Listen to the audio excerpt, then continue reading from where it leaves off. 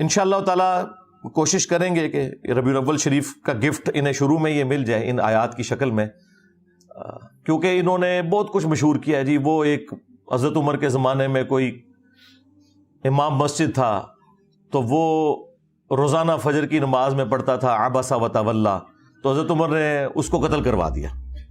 Doctor Tahir al-Qadri صاحب جیسا decent آدمی اس قسم کی جھوٹی روایتیں پیش کرتا ہے، یعنی وہ یہ بتانا چاہ رہے ہیں کہ آپ نے قرآن نہیں پڑھنا.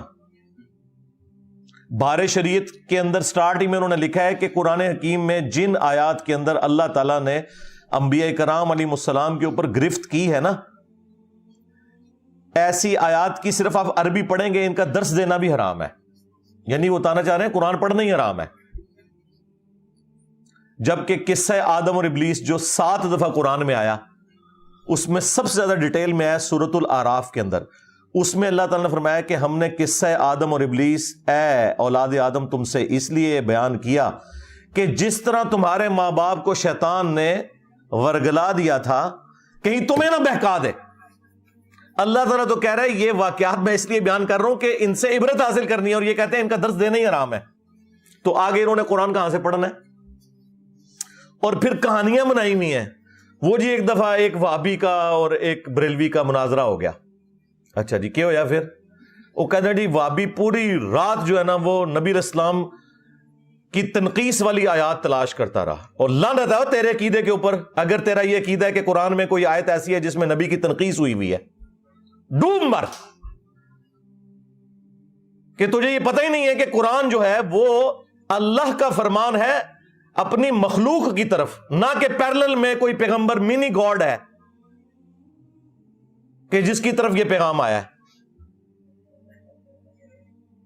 وہ اسے تنقید سمجھتے ہیں، یعنی اللہ ان سے پوچھ کے بات کرے گا، اپنے پیغمبر سے کرے گا. تو اور جو بریلوی تھا وہ پوری رات جو ہے وہ نبی علیہ السلام کی شان تلاش کرتا رہا. بھئی نبی علیہ السلام کی شان سے کسے انکار ہے؟ کوئی مسلمان جان بوجھ کے گستاخ رسول ہو سکتا ہے؟ چشتی رسول اللہ پارٹی؟ ہاں بولا گا تینوں سمجھ آئے گا. کہتے نہیں ساڑھے بابے کس طرح گستاخ ہو سکتے ہیں؟ ہاں تھانوی رسول اللہ کل تک غلط سی، چشتی رسول اللہ کل تک ٹھیک سی، آج غلط ہو گیا میری وجہ نال. اوے پی گیا جی تھوڑے بابے نو، اوے پی گیا جی وہ تکے نے کلپ، اوے پی گیا جی تھوڑے پیواں پیراں نو سر نکلو باہر. اسی پھر بھی نوکری ادا کر دے پے، اسی پھر بھی نوکری ادا کر دے پے. اوے مرزے دے خلاف تھوڑے پیو نے کرنی آنے نکلو باہر.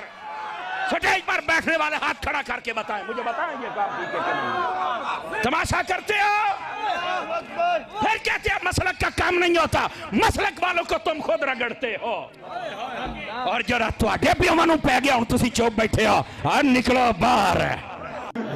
پی گیا، بالکل پی گیا. میں تھوڑی بادشاہی کیتی ہے تساں یار. دیکھ لو 1200 سال میں جو عزت انہوں نے کمائی تھی، ان 12 سالوں میں اس طرح ایک نعرہ انہیں لے ڈوبا ہے اللہ کے فضل سے. میرے نبی سا ہے ہی کوئی نہیں، تیرے بابے تے شے ہی کوئی نہیں، نبی کے جیسا ہے ہی کوئی نہیں، بابے تے شے ہی کوئی نہیں. الحمدللہ. تو یہ انہوں نے نا ڈکوسلا مچایا ہوا ہے اس قسم کی باتیں. اور یہ میں اس لیے کر رہا ہوں کہ میں خود 31 سال تک بریلوی رہا ہوں. یہ ساری کہانیاں ہم نے اللہ کے فضل سے، یا کہہ لیں کہ اللہ کے غضب سے، اپنے علماء سے، اپنے گھر والوں سے، اپنے ماں باپ سے بچپن سے ہی سیکھ لی ہوئی تھی. 31 سال تک میں بھی بریلوی رہا ہوں. تو اس لیے ہم سے کوئی بات چھپی ہوئی نہیں ہے کہ یہ کون کون سی شیطنت ہے جس کے ذریعے یہ حملہ آور ہوتے ہیں مسلمانوں کے عقائد کے اوپر. کیونکہ اسی لیے تو ہم نے عرض کیا ہے کہ وہ بھی کیا دن تھے، ہم بھی ایک جن تھے. آج ہم دیو ہیں، جنوں کے بھی پیو ہیں، بلکہ دیو کے بھی پیو ہیں. اے دیو باندھ والا دیو، اے پیو والا نہیں جے او نہ سمجھیو. اے جیسے کہتے ہیں نا کہ استاد روحانی باپ ہوتا ہے، تو یہ روحانی پیو والی بات کر لیں. ہاں یہ وہ والی ہے، یہ بگوٹن والی نہیں بات کر رہا میں. تو اس لیے قرآن حکیم کے حوالے سے اپنے آپ کو بالکل کلیئر کر لیں. ہمارے پلے اگر کوئی شے ہے نا تو وہ یہی کتاب ہے. نبی علیہ السلام کی وفات کے بعد آپ کا وصی، آپ کا خلیفہ اس امت پر قیامت تک کے لیے جو آپ پیش کر سکتے ہیں وہ اللہ کی کتاب ہے الحمدللہ. کیونکہ نبی الاسلام کے بعد جو شخصیات بھی تھیں وہ بھی دنیا سے چلی گئی ہیں. کسی کو آج پیش نہیں آپ کر سکتے. پیش کر سکتے ہیں تو کتاب و سنت کو.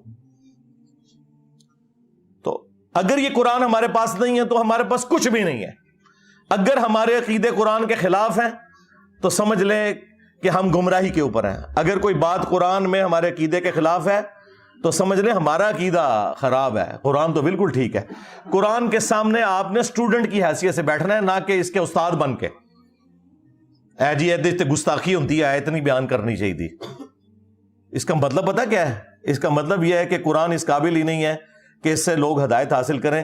تو پھر کل آپ کس منہ سے اس کو پیش کریں گے کسی غیر مسلم کو؟ اصل میں خود ان کا گیئر الٹا لگا ہوا ہے. اللہ نے تو بالکل واضح فرما دیا ہے وَلَقَدْ يَسَّرْنَا الْقُرْآنَ لِلذِّكْرِ فَهَلْ مِن مُدَّكِرٍ. ایک سورت میں 4 دفعہ یہ آیت آئی ہے. پھر بھی مولوی کو یقین نہیں آ رہا. مولوی کہہ رہا ہے ڈائریکٹ قرآن پڑھو گے گمراہ ہو جاؤ گے. اچھا یہ کہاں لکھا ہوا ہے کہ ڈائریکٹ قرآن پڑھو گے تو گمراہ ہو جاؤ گے؟ قرآن میں یہ تو لکھا ہوا ہے کہ سمجھنے کے لیے آسان کر دیا, نصیحت کے لیے. باقی یہ ٹھیک ہے کہ جو 1000 سے زیادہ آیات ہیں وہ علماء کو, مفتی اعظم کو بھی نہیں آتی ہیں, جو سائنٹیفک فیکٹس کے ریلیٹڈ ہیں. وہ آپ کو کوئی سائنٹسٹ ہی بتائے گا, کوئی گورا ہی بتائے گا. یہ بالکل ٹھیک ہے, ٹھیک ہے کہ نہیں آندی. ہاں آپ نے نکاح طلاق کے مسئلے پوچھنے مولویوں سے پوچھیں, لیکن جو نصیحت ہے نا وہ ایک ان پڑھ کو بھی سمجھ آئے گی, ایک پڑھے لکھے کو بھی سمجھ آئے گی, ایک ڈاکٹر کو بھی سمجھ آئے گی, ایک انجینئر کو بھی, ایک ریڑھی بان کو بھی. اور وہی قرآن کا بنیادی مقصد ہے, نصیحت حاصل کرنا. اِنَّا نَحْنُ نَزَّلْنَا الذِّكْرَ وَإِنَّا لَهُ لَحَافِظُونَ. بے شک اس نصیحت الذکر قرآن کو ہم نے نازل کیا, ہم ہی اس کی حفاظت کرنے والے ہیں. تو قرآن نصیحت کے لیے آسان کر دیا گیا ہے. باقی یہ ٹھیک ہے کہ سائنٹیفک فیکٹس تو علماء کو بھی نہیں پتا, تو کیا ہم علماء کو جاہل کہیں گے؟ نہیں, ٹھیک ہے. وہ ایمبریالوجی کی فیلڈ سے ریلیٹڈ جو چیز ہے, اسٹرونومی سے ریلیٹڈ ہے, وہ ان ایکسپرٹ سے پوچھیں. نکاح طلاق کے مسئلے آپ ان سے پوچھیں. اور سارے مسئلے اگر پوچھنے ہیں نا تو جیلم تشریف لے آئیں انشاءاللہ تعالی. صحیح مسئلے بھی بتائیں گے, غلط مسئلے بھی بتائیں گے, اور غلط مسئلوں کا جواب بھی بتائیں گے. تو یہ 12 آیات میں نے سلیکٹ کی ہیں. ویسے تو مطلب بہت زیادہ آیات ہو سکتی تھیں, لیکن یہ 12 ربیع الاول شریف کی نسبت سے میں نے کہا چلیں اس سال یہ تحفہ دے دیں 12 آیات کا. اور آخری بات میں اس حوالے سے کر دوں جو کئی ایک ویڈیوز میں نے کی ہے, کہ آج تک کبھی ایسا نہیں ہوا کہ BBC یا CNN کے اوپر کوئی پٹی چلے ٹکر کے طور پر, اور افریقہ کا رہنے والا انسان اس کا کوئی اور مطلب لے لے, ملیشیا کا انسان کوئی اور مطلب لے لے, پاکستان کا رہنے والا انسان کوئی اور مطلب لے, سارے ایک ہی مطلب لیتے ہیں. جب قرآن کی باری آتی ہے تو یہ لوگ کتنے بے ایمان ہیں, کہتے ہیں نا جی وہ ترجمے چینج ہو گئے نا جی. کیوں؟ عربی کیا مردہ زبان ہے؟ آج بھی 1.5 کروڑ کرسچنز ایسے ہیں جو بائی برتھ کرسچن ہے اور ان کی زبان عربی ہے. جائیں ان سے جا کے ترجمہ کروا لیں. عربی کو مردہ زبان ہے بھئی. الفاظ کے چناؤ کا تو فرق ہوگا. کوئی ترجمہ کرے گا اللہ کے نام سے شروع, کوئی کرے گا شروع اللہ کے نام سے, کوئی کرے گا شروع کرتا ہوں اللہ کے نام سے. دین واٹ؟ کوئی ترجمہ چینج ہو گیا؟ 10 صحابہ کرام بھی ہونا جنہیں انگریزی اور اردو آتی ہو, انہیں بھی آپ قرآن کا ایک صفحہ دینا, ایک جیسا ترجمہ وہ بھی نہیں کریں گے. ہاں بالمفہوم ایک جیسا ہوگا, کیونکہ الفاظ کے چناؤ کا فرق ہوتا ہے. ایک زبان جب دوسرے میں ٹرانسلیٹ ہوتی ہے تو الفاظ کے چناؤ کا فرق ہو سکتا ہے, مفہوم نہیں بدل سکتا. سب اللہ کے نام سے ہی شروع کریں گے, سب کے سب جب ترجمہ کریں گے تو شیطان کے اگینسٹ اللہ ہی کی پناہ مانگیں گے. یہ نہیں ہے کہ وہ شیطان کی پناہ مانگ رہے ہوں گے, ایسا نہیں ہوگا. تو یہ بیسیکلی غیر محسوس طریقے سے انہوں نے قرآن سے دور کیا, اور مختلف قسم کے انہوں نے ہیلے بہانے گڑے. وہ میں یہ پچھلے دنوں جو گستاخی ہوئی تھی نا سویڈن کے اندر, تو اس کے اوپر جو میری ویڈیو ریکارڈ ہوئی تھی نا وہ آپ دیکھ لیں. اس میں جتنے قرآن سے انہوں نے دھوکے دیے نا کہ قرآن تو گمراہ کر دیتا ہے جی, گدھے پہ بھی کتابیں لاد دیں تو یہ ہو جاتا ہے جی, وہ ہو جاتا ہے, یہ ساری باتیں میں کر چکا ہوں, ورنہ مجھے 1 گھنٹہ اور لگ جائے گا. وہ سویڈن والی جو ویڈیو ہے نا میری قرآن حکیم کی گستاخی کے حوالے سے, وہ آپ دیکھیں, انشاءاللہ تعالی آپ کا کنسیپٹ اس حوالے سے کلیئر ہو جائے گا. میری ایک اور ویڈیو آپ ضرور دیکھیں, شیطانی توحید, شیطانی بابوں کا فتنہ. یہ جو آپ کو توحید بتا رہے ہیں نا, یہ شیطانی توحید ہے. جس میں بابوں کو اور پیغمبروں کو اللہ کے مقابلے پہ کھڑا کرتے ہیں، اور ایک رحمانی توحید ہے جو قرآن و سنت میں آئی ہے، جس کو یہ گستاخی اور توہین کا نام دیتے ہیں، حالانکہ وہ گستاخی اور توہین نہیں ہے۔ میں آپ کو اللہ کی قسم اٹھا کے کہتا ہوں کہ بریلویت میں مجھے نبی الاسلام کے ساتھ وہ عشق اور محبت نہیں تھا جو کتاب و سنت پڑھنے کے بعد ہوا ہے۔ تم لوگوں نے تو صرف نعتوں میں غلوف کر کے عشق و محبت کو تلاش کیا ہے نا۔ نبی الاسلام کی تعلیمات بالکل اس کے اپوزٹ ہے۔ کرسچنز بھی قیامت والے دن عشق و محبت سے پیش ہو رہے ہوں گے۔ اٹھا کے پڑھو سورۃ المائدہ کا آخری رکوع۔ اے عیسیٰ، کیا تو نے کہا تھا ان سے کہ تجھے اور تیری ماں کو معبود مان لے اللہ کے مقابلے پر؟ من دون اللہ، یہ کہتے ہیں من دون اللہ بتوں کے بارے میں، اور عیسیٰ ان کی ماں کے بارے میں من دون اللہ ہے سورۃ المائدہ میں۔ تو عیسیٰ ابن مریم کیا کہیں گے؟ یا اللہ، مجھے کب شایا تھا میں کوئی ایسی بات کرتا جس کا میں اہل ہی نہیں۔ میں نے تو ان سے وہی کہا تھا جو تو نے میری طرف وہی کیا تھا کہ عبادت کرو اس اللہ کی جو میرا بھی رب ہے تمہارا بھی رب ہے۔ اگر میں نے ان سے کوئی ایسی بات کی ہے اللہ تو تیرے علم میں ہوگی، کیونکہ جو تیرے جی میں ہے وہ میں نہیں جانتا، اور جو میرے جی میں وہ تو جانتا ہے، اور تو سارے غیبوں کا جاننے والا ہے۔ دیکھیں کانفیڈنس کس طرح عیسیٰ ابن مریم کا لوز ہو جائے گا، حالانکہ کہا نہیں ہوا، پھر بھی کہا یا اللہ اگر میں نے کوئی بات کی ہے تیرے علم میں تو ہوگی، مجھے نہیں پتا تیرے جی میں اس وقت کیا ہے، میرا سب کچھ تیرے سامنے ہے۔ اب یہ تیرے بندے ہیں، چاہے انہیں عذاب دے چاہے چھوڑ دے، اللہ تعالیٰ فرمائے گا آج وہ دن ہے سچوں کو صرف سچا عقیدہ ہی فائدہ دے گا۔ عیسیٰ کے جیسا ہے ہی کوئی نہیں، تیرے سارے بابے شاہی کوئی نہیں۔ اللہ تعالیٰ ہمارا عیسیٰ اور اس کی ماں کھانا کھانے کے محتاج تھے۔ دیکھو ہم اپنی آیات کس طرح کھول کھول کر بیان کر رہے ہیں۔ عیسیٰ ابن مریم کو پوچھ رہے ہو، ان کی ماں کو، وہ تمہارے نفع نقصان کے مالک نہیں ہے۔ اللہ سب کچھ سننے والا ہے، جاننے والا ہے۔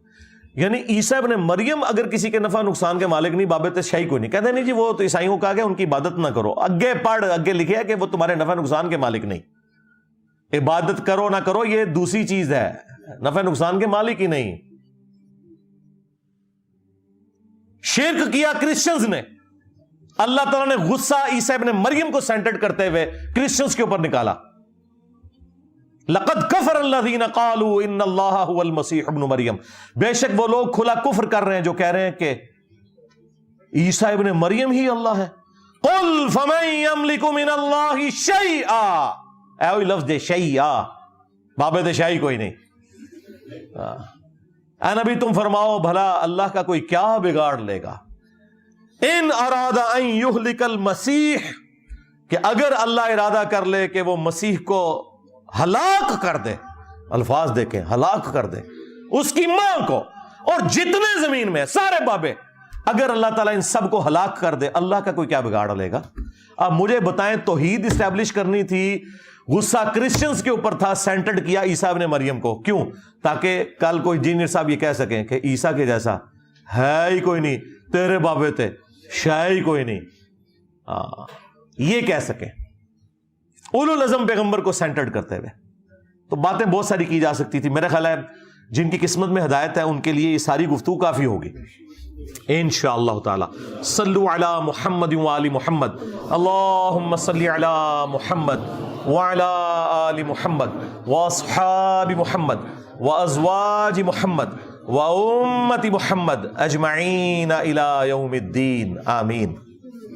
اللہم انی اسألک بأنک انت اللہ لا الہ الا انت الاحد الصمد الذی لم یلد ولم یولد ولم یکن له کفوا احد وإلہکم الہ واحد لا الہ الا هو الرحمن الرحیم الف لام میم اللہ لا الہ الا هو الحی القیوم اللہم صلی علی محمد وعلی آل محمد اللہم ربنا آتنا فی الدنیا حسنہ وفی الآخرة حسنة وقنا عذاب النار اللہم احسن عاقبتنا فی الامور كلها واجرنا من خزي الدنيا وعذاب الآخرة ربنا آتنا من لدنك رحمة وهيئ لنا من امرنا رشدا اللہم اغفر لحینا ومیتنا وشاہدنا وغائبنا وصغیرنا وکبیرنا وذکرنا وانثانا اللہم من احییته منا فأحیہ علی الاسلام ومن توفیتہ منا فتوفہ علی الایمان۔ اے اللہ جن جن بھلائیوں کا سوال تیرے محبوب صلی اللہ علیہ وآلہ وسلم نے تجھ سے کیا، ہمارے حق میں، ہمارے ماں باپ کے حق میں، ہمارے بیوی بچوں کے حق میں، پوری امت کے حق میں قبول و منظور فرما، اور جن جن چیزوں کے شر سے تیرے محبوب علیہ السلام نے تیری پناہ طلب کی، تمام مسلمانوں کو خواہ وہ جنوں میں ہو انسانوں میں ہو، ان چیزوں کے شر سے اپنی پناہ عطا فرما۔ بالخصوص انڈیا میں، کشمیر میں، چائنا میں، فلسطین میں، یمن میں، عراق میں، شام میں، افغانستان میں، پاکستان میں، جہاں کئی مسلمان کس پرسی کی زندگی گزار رہے ہیں، غیب سے ان کی عزت، آبرو، جان و مال کی حفاظت فرما۔ اے اللہ ہمارے ملک پاکستان کی خیر فرما، پورے عالم اسلام کی خیر فرما، اندرونی اور بیرونی خطرات سے محفوظ فرما، حاضرین کے دلوں میں جو جو نیک اور جائز دعائیں ہیں قبول منظور فرما۔ اے اللہ حاضرین کے جو چھوٹے بڑے رشتہ دار فوت ہو چکے ان کی مغفرت فرما، اور اے اللہ جو زندہ ہیں انہیں مرنے سے پہلے اپنی قبر و آخرت کی تیاری کرنے کی توفیق عطا فرما۔